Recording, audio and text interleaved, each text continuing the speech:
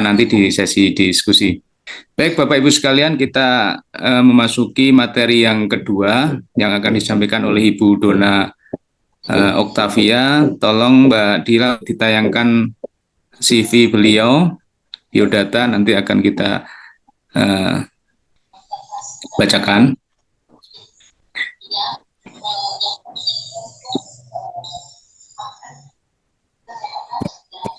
Ibu Dona nanti akan menyampaikan materi berjudul Streaming Smart Agroforestry di areal perhutanan sosial untuk mendukung SDGs di Indonesia. Nah, ini saya kira menjadi materi kunci di dalam jamming season kita kali ini. Berikut saya sampaikan sekilas saja biodata beliau. Beliau lahir di Padang pada tahun 1976. Beliau merupakan lulusan S1 Fakultas Kehutanan dan kebetulan adik kelas saya.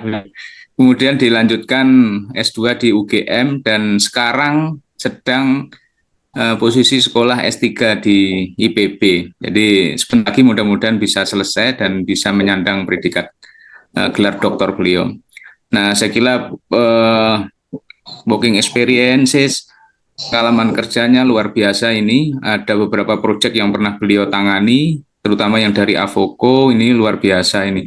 Saya kira tidak perlu saya bacakan satu persatu. Beliau memang dari awal menggeluti bidang agroforestry, sehingga mudah-mudahan ke depan menjadi salah satu ahli agroforestry di Indonesia yang bahkan dunia, mudah-mudahan.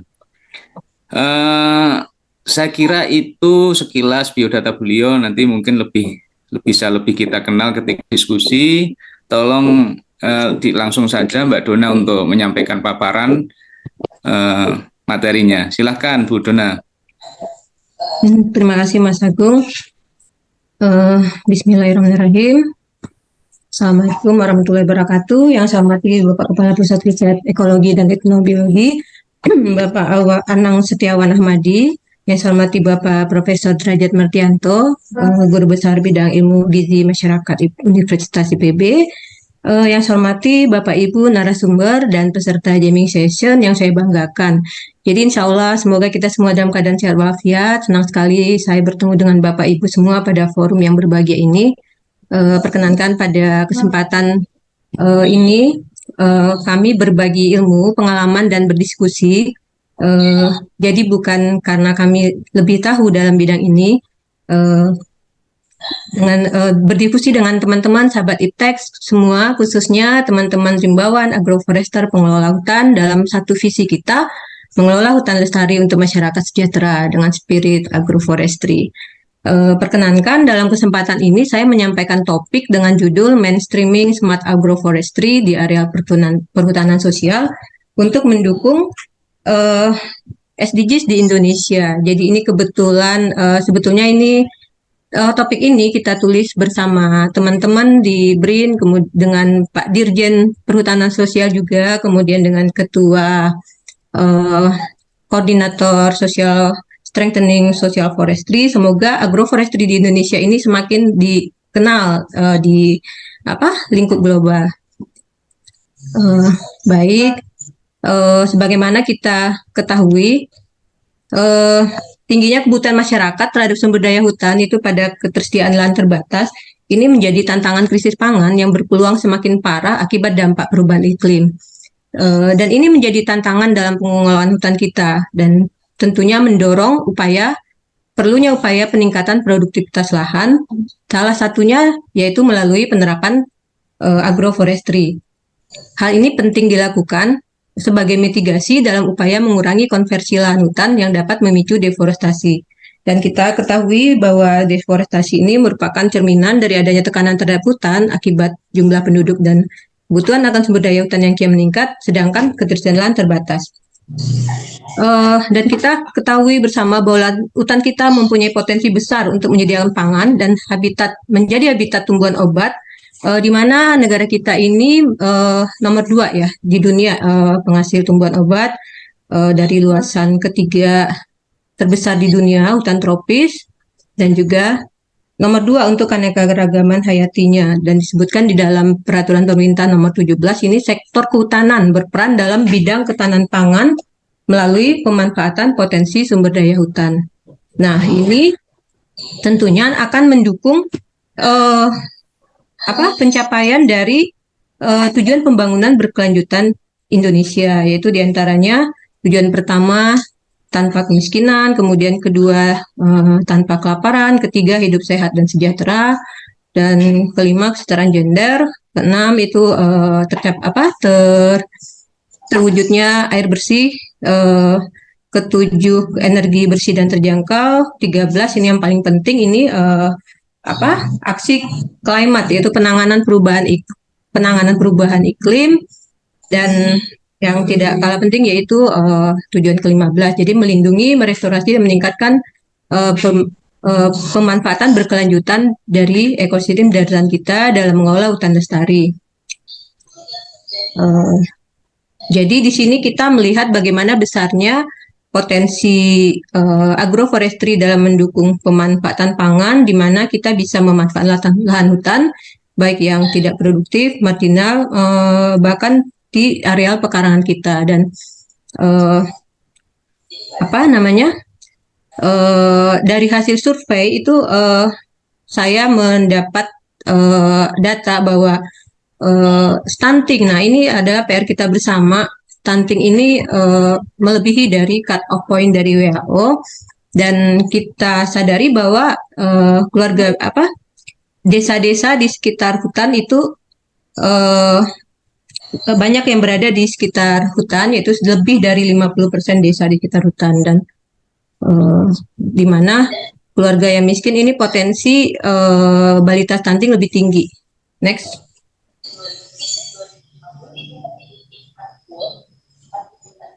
Next, Mbak.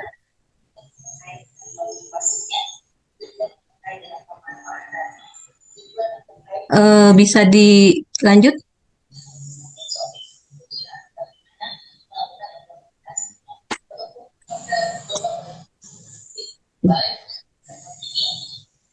Ya, baik. Jadi tadi telah kita sama-sama ketahui bahwa alih guna lahan ini berpotensi menimbulkan beragam masalah lingkungan, dan untuk itu maka dalam pengelolaan hutan itu kita perhutanan sosial ini menjadi program yang penting dari pemerintah kita untuk memberikan akses kepada masyarakat dalam memanfaatkan hutan, baik hutan produksi maupun hutan lindung. Dan smart agroforestry di sini menjadi salah satu rekomendasi strategis untuk menuju pengolahan hutan yang berkelanjutan. Jadi di sini smart agroforestry yang kita bayangkan bukanlah suatu teknologi yang canggih atau mungkin menggunakan misalnya kecerdasan buatan. Namun di sini lebih berfokus bagaimana kita menerapkan pengetahuan dan praktik dalam silvikultur yang baik sehingga mencapai pertumbuhan tanaman yang baik untuk meningkatkan produktivitas. Jadi optimalisasi dan peningkatan produktivitas sangat diperlukan sebagai upaya untuk meningkatkan hasil pertanian nantinya. Ini telah disampaikan bahwa untuk memenuhi kebutuhan masyarakat itu kita perlu mengelola sumber daya alam, dan ini perlu merubah paradigma dari time based forest management menjadi community based forest management, diantara melalui program perhutanan sosial. Next.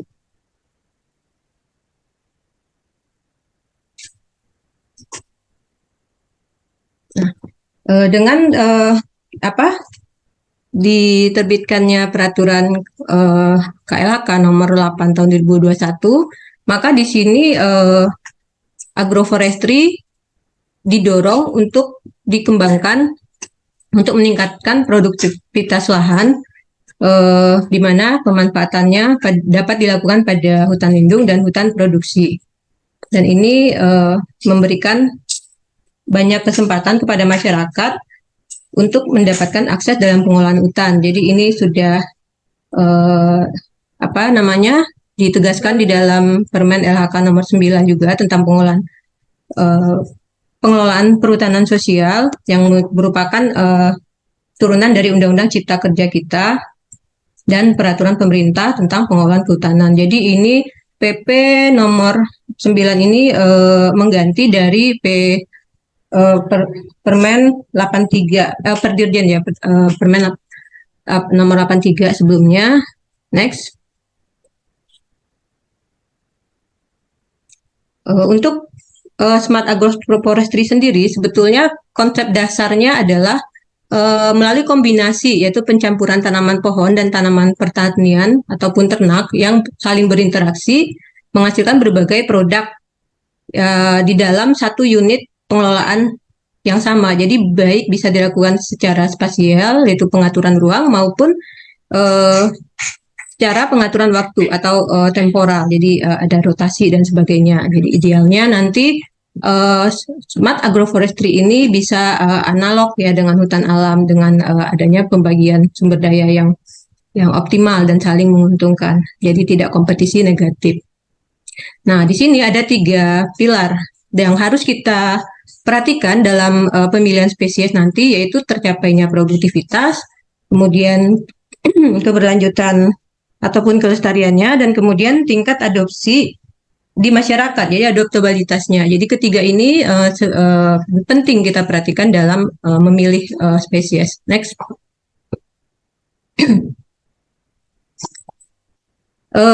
Ini mungkin salah satu contoh ya, jadi bukan satu-satunya. Ini kebetulan riset disertasi saya diantaranya mengenai komoditas ini. Jadi cengon kapulaga Garut. Jadi ini mungkin sebagian di antara spesies ini sudah familiar di masyarakat. Namun untuk Garut ini walaupun sebetulnya ini tanaman pangan yang ya lokal ya di kita banyak tumbuh, namun bahkan mungkin masyarakat Garut mungkin belum semuanya kenal dengan spesies ini. Jadi ini sangat penting karena manfaatnya luar biasa sebagai pangan fungsional, karena umbi Garut ini memiliki indeks glikemik rendah, kemudian pati resisten juga, sehingga baik untuk penderita celiak, kemudian gluten free, baik untuk autis ya, tinggi folat, baik untuk ibu hamil, jadi dari anak-anak, balita hingga manula atau lansia, dan sumber serat pangannya juga tinggi, bagus untuk mah. Sedangkan kapulaga ini kita Indonesia pada tahun 2020 sebagai top produsen ya di ekspor internasional, dan ini selain buahnya harganya yang cukup menjanjikan, dan ternyata potensi lain dari tanaman ini juga sangat banyak ya sebagai penghasil minyak atsiri, dan mungkin bisa kita kaji lebih lanjut. Dan sengon ini masyarakat sudah mengetahui di mana mudah dipasarkan, dibudidayakan, dan yang penting lagi di tanaman ini meningkatkan kesuburan tanah karena daunnya yang mudah luruh, kemudian adanya rhizobium ya pada akarnya, pada akar legum, dan berbagai manfaat metabolit lainnya. Next.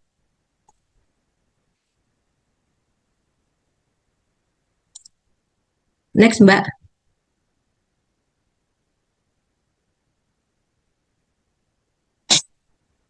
Sepertinya ini delay ya.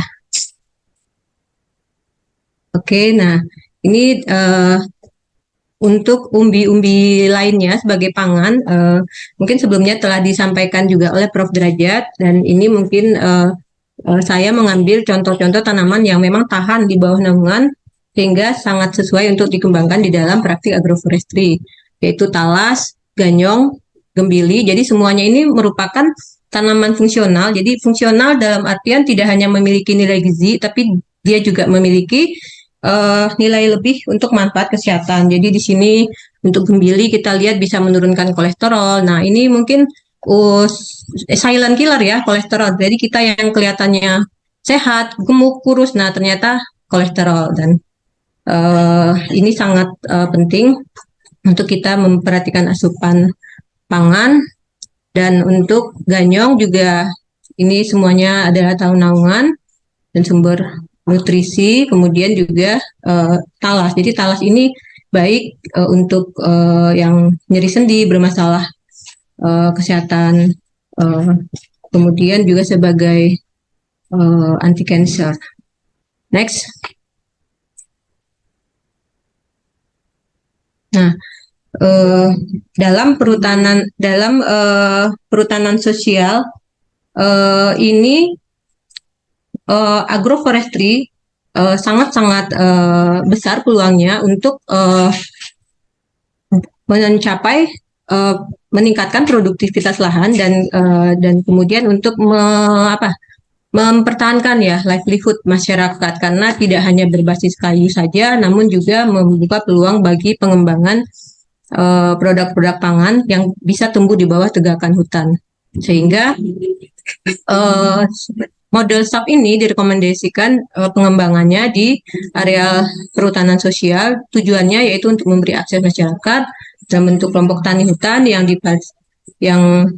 ini bisa difasilitasi dengan peningkatan kapasitas petani dan keterkaitannya dengan permodalan dan pasar. Jadi memang perlu kolaborasi kita bersama dalam hal ini. Next.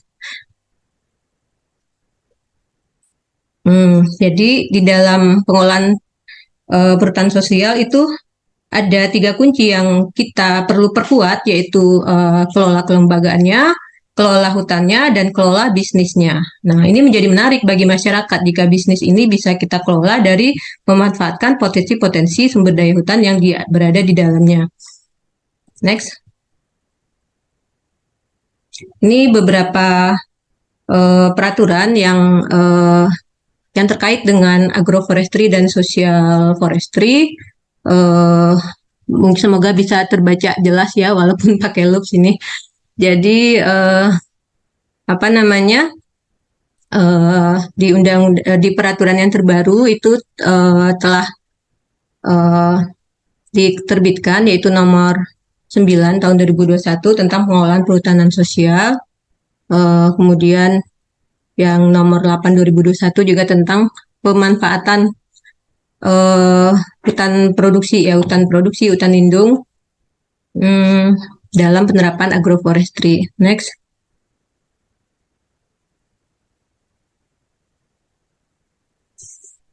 Next. Nah, ini mungkin sekilas perbedaan antara agroforestry dan yang smart ya, yang melalui dengan pemahaman ilmu gitu. Kalau agroforestry itu kan percampuran antara kombinasi pohon, tanaman semusim. Nah, namun kalau untuk smart agroforestry sendiri dia lebih pemilihan spesies lebih diperhatikan, kemudian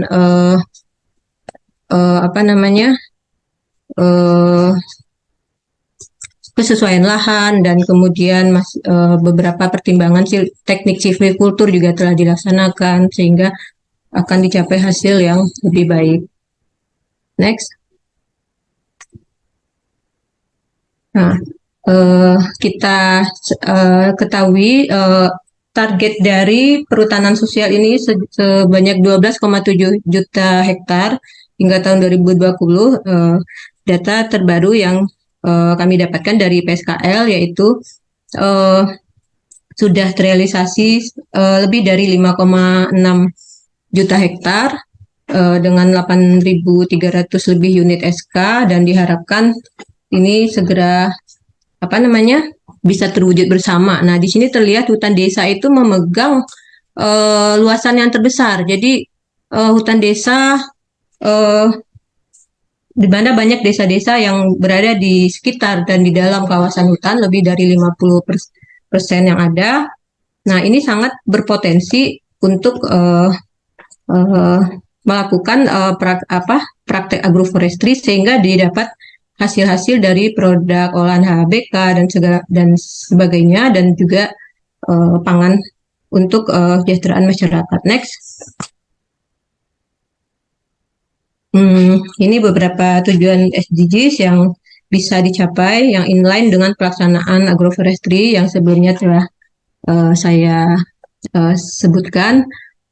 Ada beberapa. Next.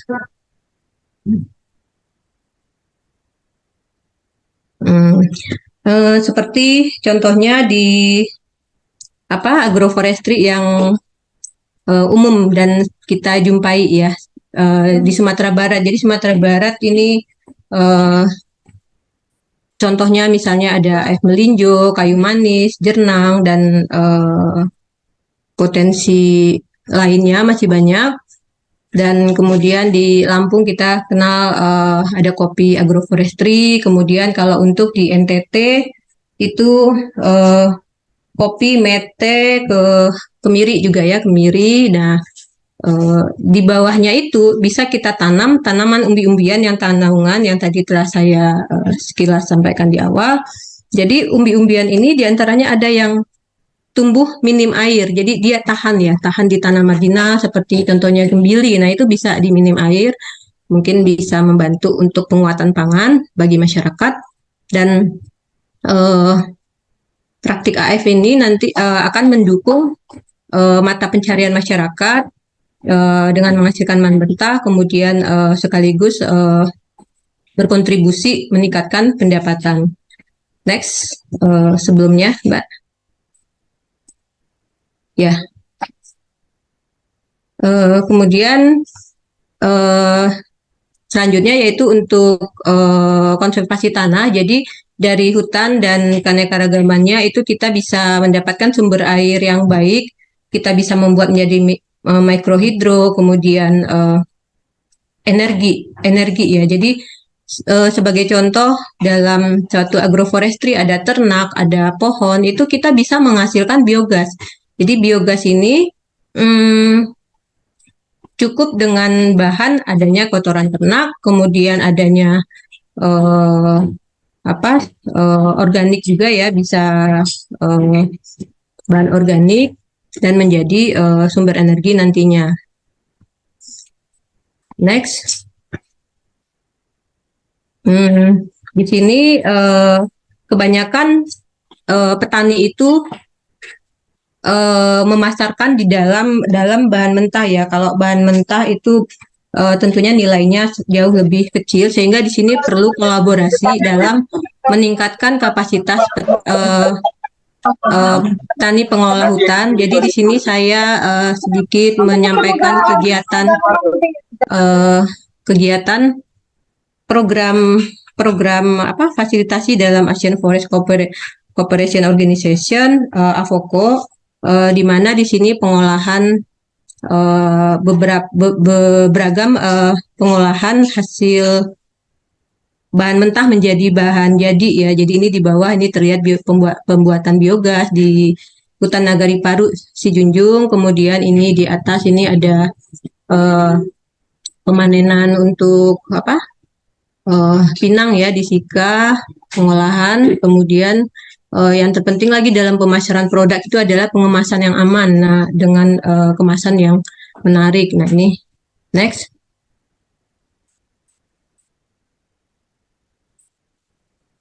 Jadi dengan adanya kita mengombinasikan tanaman, maka akan signifikan mendukung mitigasi terhadap perubahan iklim, sehingga SAF ini berpotensi meningkatkan stok karbon pada biomasa di atas dan di bawah tanah serta sumber karbon tanah. Dan di sini adaptasi mitigasi perubahan iklim, di mana pada agroforestry ya, dengan tumbuhan pohon ini stok karbon dibandingkan sistem penggunaan lahan monokultur tanpa pepohonan itu lebih tinggi, namun walaupun lebih kecil dibanding kawasan hutan alami ya. Jadi sehingga kemudian kita mengenal di dalam perhutanan sosial itu ada untuk sawit gitu ya, kebijakan jangka benah itu sebagai upaya peningkatan fungsi kawasan hutan dengan mendorong masyarakat menerapkan sistem agroforestry dibandingkan pertanian monokultur. Next.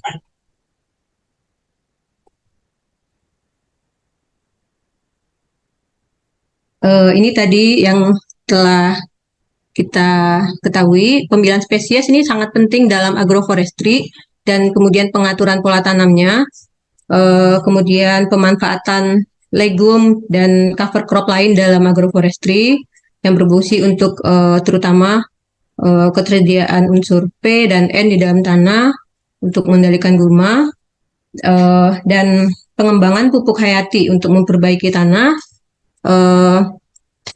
meningkatkan biodiversitas, dan kemudian melindungi dari serangan hama dan penyakit. Jadi lebih resisten ya terhadap hama dan penyakit. Next.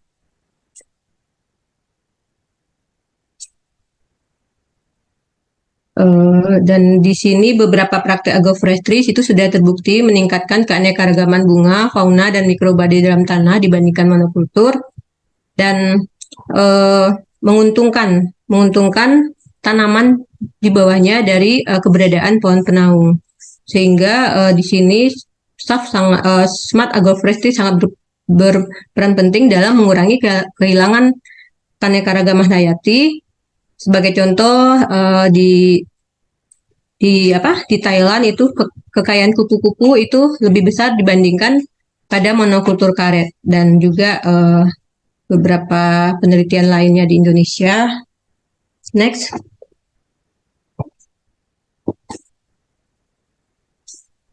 Nah, ini salah satu yang menjadi tren ya saat ini ya. Jadi kopi agroforestry. Jadi praktik agroforestry berbasis kopi di kawasan hutan Indonesia ini kan menjadi bagian yang menarik ya dari program PS, di mana kopi ini nanti menguntungkan baik secara ekologis maupun ekonomis.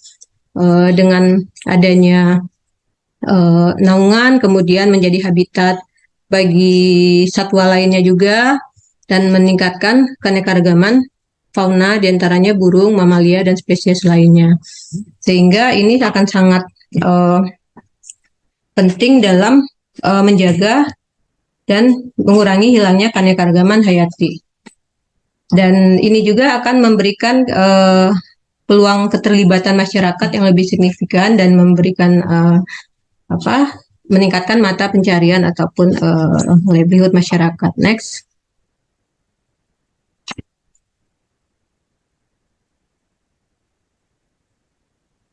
Untuk kopi ini kita bisa melihat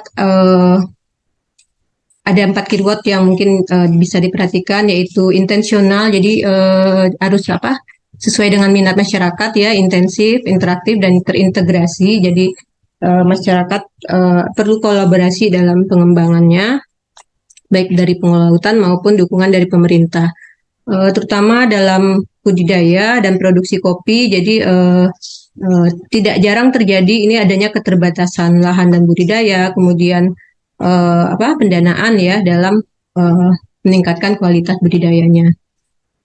Next. Nah, ini tadi beberapa tantangan, yaitu kelembagaannya masih lemah sehingga terkendala dalam pemasaran produk, kemudian masih rendahnya kapasitas petani, kemudian sumber daya dan finansial. Dan ini menjadi PR kita bersama. Next. Nah, ini beberapa yang ini saya ambil dari sumber ilmiah yang ada. Itu biasanya agroforestry kopi ini diterapkan dalam pola multi tanaman, bisa dari hortikultura dalam campura kombinasi dengan sayuran, pisang, durian, buncis. Nah, ini semua tanaman-tanaman yang kita tidak asing lagi. Tanaman perkebunan juga bisa, dengan kemiri, lada, cengkeh, dan maupun dengan tanaman berkayu. Next. Nah, ini adalah kegiatan kami kebetulan beberapa bulan yang lalu. Ini salah satu areal perhutanan sosial KUPS Bukit Rakuta tahunan ini mendapat kunjungan dari jurnalis Amerika dan beberapa negara lain ya. Jadi ini rumah produksi kopi dari program kolaborasi dalam mengembangkan sumber daya hutan mereka. Jadi ini tentunya akan sangat bermanfaat bagi petani pengelola hutan. Next. Dan ini kegiatan sebelumnya, Mbak.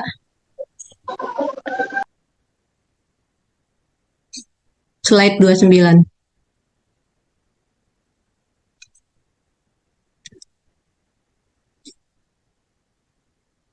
Ya, ini kegiatan di Kemitraan Kehutanan Cempaka, Pringsewu KPHL Batu Tegi Lampung. Jadi ini masyarakat, teman-teman di sana juga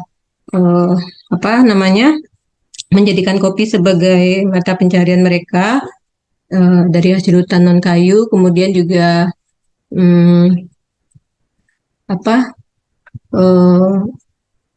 ada tanaman pohon karet juga di sini pengolahannya. Next.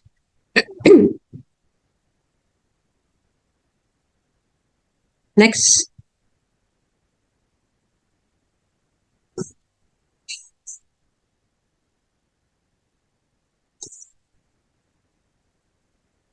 Ya, jadi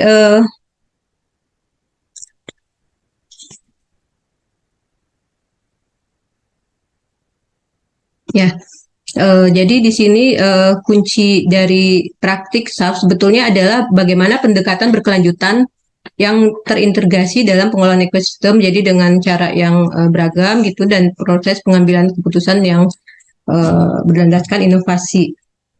Dan di sini pemilihan jenis menjadi kunci keberhasilan SAF, Smart Agroforestry. Jadi kita perhatikan bagaimana tanamannya, apakah dia toleran atau tidak, kemudian perakarannya, jadi perakarannya apakah dalam atau dangkal, dan bagaimana kesesuaian lahan terhadap pertumbuhan tanaman tersebut. Dan yang terpenting di sini adalah potensi dari diversifikasi pendapatan. Jadi kita memperhatikan stratifikasi tajuk dan potensi tanaman lokal, sehingga dengan smart agroforestry bisa menghasilkan tingkat pertumbuhan yang lebih tinggi dan pengelolaan hutan lahan menjadi lestari. Next.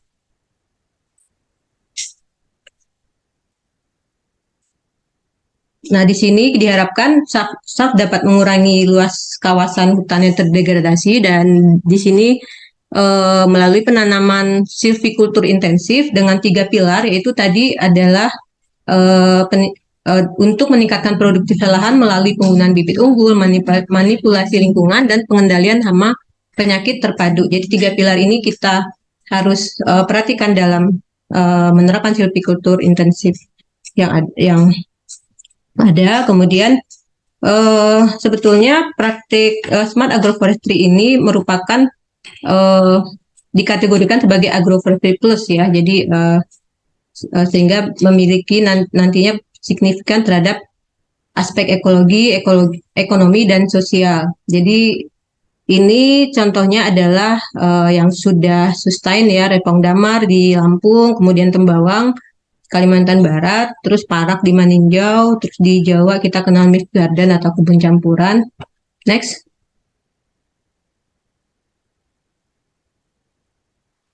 Kemudian praktik lain dari SAF ini adalah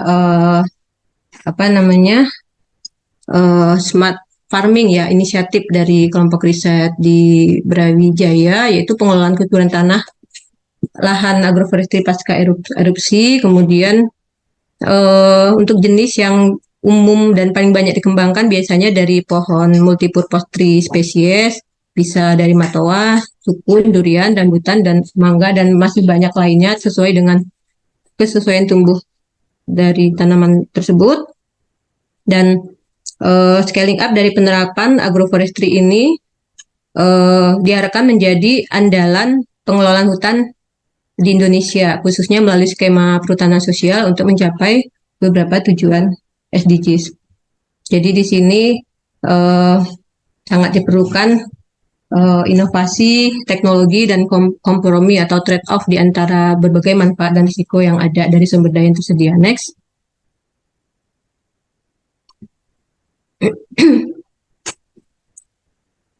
Ini tantangan secara umum dalam penerapan agroforestry. Jadi terutama ini adalah rendahnya kapasitas SDM dalam teknik cocok tanam, kemudian eh, apa? Mungkin rendahnya ya pemahaman eh, dalam mengintegrasikan pohon atau ke dalam pertanian monokultur di kawasan hutan. Dan mungkin juga bisa terdapat kurangnya kepercayaan terhadap komitmen pemerintah terhadap penerapan SF. Jadi ini menjadi tantangan kita bersama dan terbatasnya dana maupun pilihan pasar dalam pemasaran pengolahan produk pasca panennya. Next.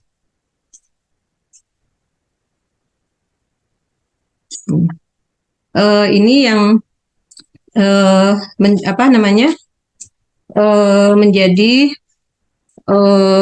strategi dalam pengelolaan konsep pengolahan kelapa sawit dalam perhutanan sosial di mana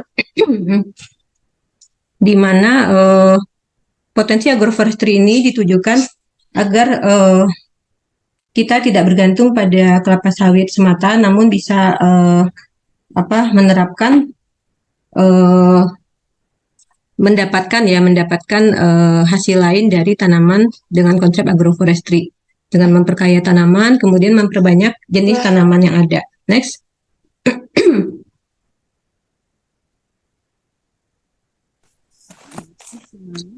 Dari beberapa yang saya sharing di atas, jadi kita meyakini bahwa smart agroforestry ini akan berkontribusi signifikan terhadap pencapaian SDGs di Indonesia, yang menjadi strategi untuk menghidupkan kembali perekonomian terutama di pedesaan ya dan kesejahteraan masyarakat melalui pemanfaatan sumber daya lokal. Dan kunci dari keberhasilan silviculture di agroforestry ini terletak pada pemilihan jenis tanaman dan pengaturan pola tanam. Kemudian untuk tercapainya peningkatan produktivitas lahan, sehingga ini nantinya akan mendukung pengembangan multi usaha kehutanan di dalam areal PS ya, sehingga akan meningkatkan livelihood masyarakat dan kesejahteraannya. Next.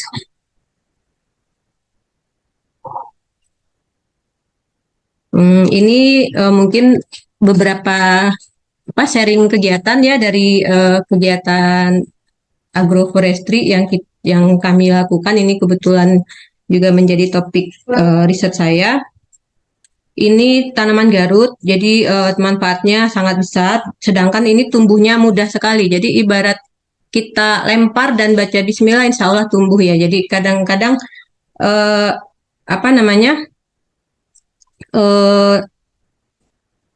ini sangat sangat disayangkan jika tanaman ini kita tidak memanfaatkan potensinya, padahal bisa tumbuh di mana saja dan tahan di areal marginal. Jadi kalau saya membayangkan misalnya di desa gitu ya, pagar tanaman ditanamin dengan Garut, nah itu penduduk itu masyarakat bisa panen 3 bulanan gitu ya dari tanaman tersebut, sehingga sebagai cadangan pangan lokal. Karena ini juga tahan disimpan lama ya sampai berbulan-bulan. Saya sudah pernah menyimpan itu 4 bulan itu masih bagus ya. Tidak sama dengan 1 menit lagi, Mbak Dona. Ya, next. Ya.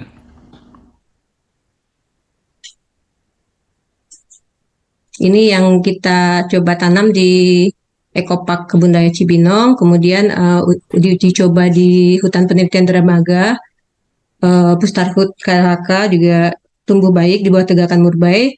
Kemudian ini kita inisiatif kerjasama dengan KPH Bogor, Garut di bawah Jati, dan ini di bawah Tegakan Jati yang sudah dilaksanakan di Civitas kampus ya.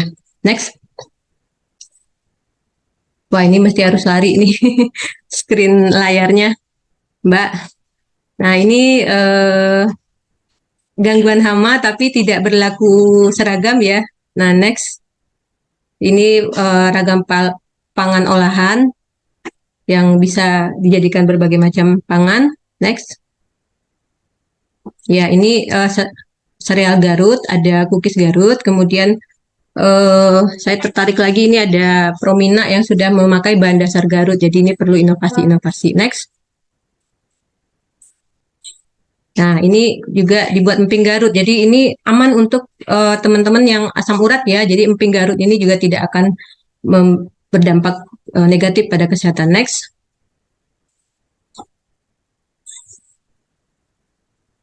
Nah, ini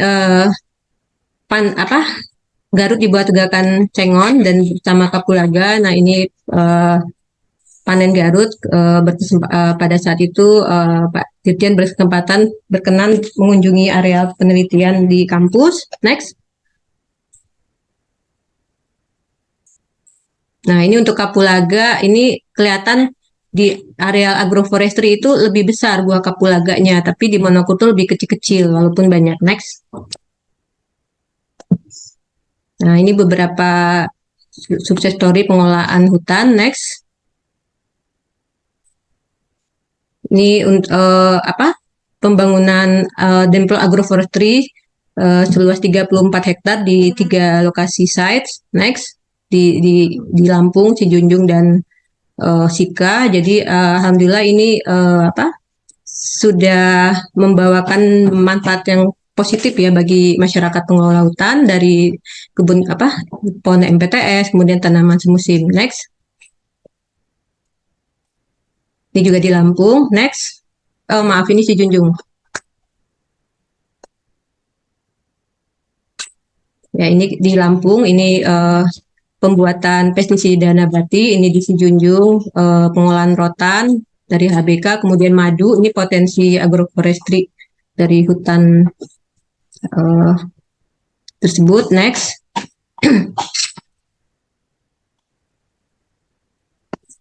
Next, Mbak. Ya, ini di Sika, pembuatan ini lilin dari sarang lebah madu, kemudian pembuatan minyak kemiri dari hasil HBK, agroforestry. Next.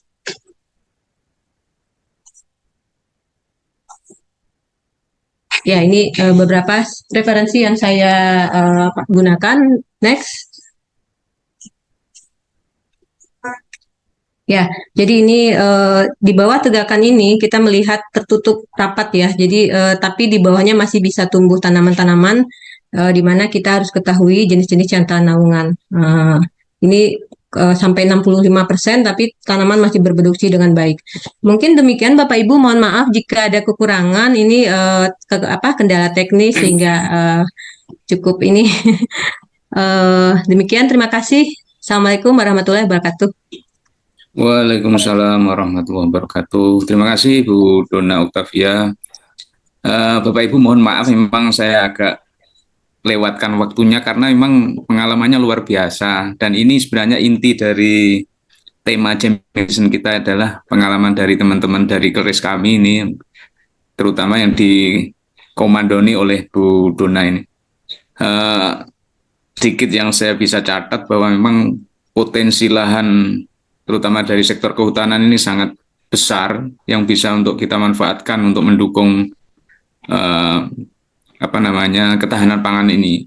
Nah, salah satunya adalah pengembangan agroforestry yang kami usung dan unggulkan dalam bentuk model smart agroforestry. Nah, ini salah satu cirinya adalah bahwa 3 aspek ini ditekankan, itu ekonomi, lingkungan atau ekologi maupun sosial. Nah, tadi Bu Donna menyebutkan sebagai agroforestry plus di sini. Nah, tadi juga disampaikan banyak sekali praktek-praktek SAF, kemudian tantangan maupun kendala, dan kunci-kunci keberhasilan ini yang penting juga untuk dicatat bahwa tata kelola ini juga penting, ada tata kelola kehutanan atau hutan, kelembagaan, dan bisnis. Mungkin nanti akan lebih seru jika ada pertanyaan yang akan dijelaskan lebih lanjut oleh Bu Donna. Namun demikian kita masih